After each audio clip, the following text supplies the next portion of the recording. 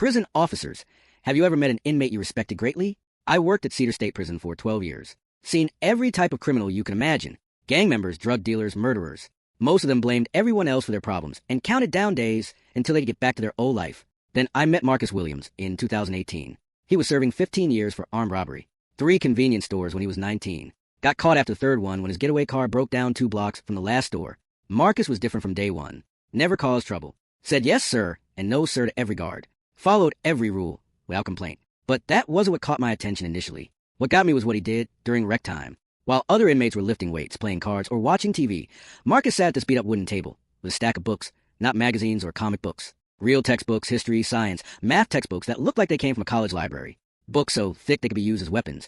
But Marcus treated them like treasure. I asked him about it one day during my rounds. Just try to learn stuff I should have learned in school, he said, not looking up from his algebra book. Figure I got 15 years and plenty of time now. Turns out Marcus had dropped out in 9th grade to help his mom pay rent after his dad left. Never learned basic math properly or how to read beyond a 7th grade level. But in prison, he was teaching himself everything from scratch. He'd been at it for 3 years when I first met him. Started with children's picture books from the prison library, which must have been humiliating for a grown man. Worked his way up to high school textbooks, then college-level material. Every single morning at 6 sharp, he'd be standing outside the library before it officially opened.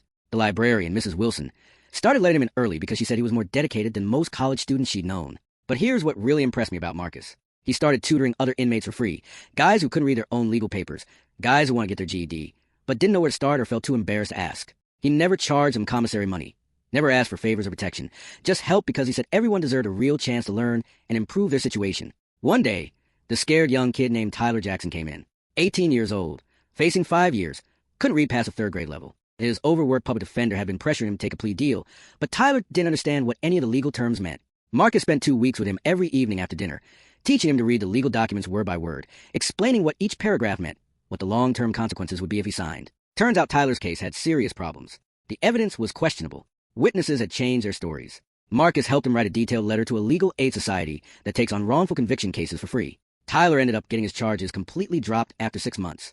That kid walked out of prison instead of doing 5 years for something he probably didn't even do. Word spread to the prison like wildfire. After that, inmates started asking Marcus for help with their appeals, their legal paperwork, their family letters they couldn't read, their kids' report cards they wanted to understand. The warden noticed the positive changes.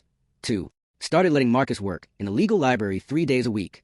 Gave him access to law books, computers, and legal databases that most inmates never see. Marcus taught himself enough law to help dozens of guys understand their cases properly. He wasn't practicing law illegally or giving legal advice, just helping them read and comprehend what their actual lawyers were telling them. In 5 years, he helped 12 different inmates get early release or significantly reduced sentences. All guys who had legitimate cases with problems, but didn't know how to speak up for themselves or communicate with their attorneys. The most amazing part, Marcus never once worked on his own appeal, never tried to get his sentence reduced or find loopholes. When I asked him why, he said something I'll never forget. Officer Davis, I did what I did. I robbed those stores. I scared those people working minimum wage jobs. I earned every day of my time here. But some of these other guys got railroaded by the system. They deserve someone fighting for them. Last year, Marcus got his bachelor's degree through the prison education program. First person in his entire family to graduate college. His mom cried during the ceremony, saying she wished his father could see him now. He's getting released next month after serving 11 years total. Already got accepted to law school with a full academic scholarship. Plans to become a public defender, specializing in wrongful convictions. The day I first met Marcus, he was just another inmate with a number to me. Now I consider him one of the smartest, most decent people I've ever had the privilege of knowing.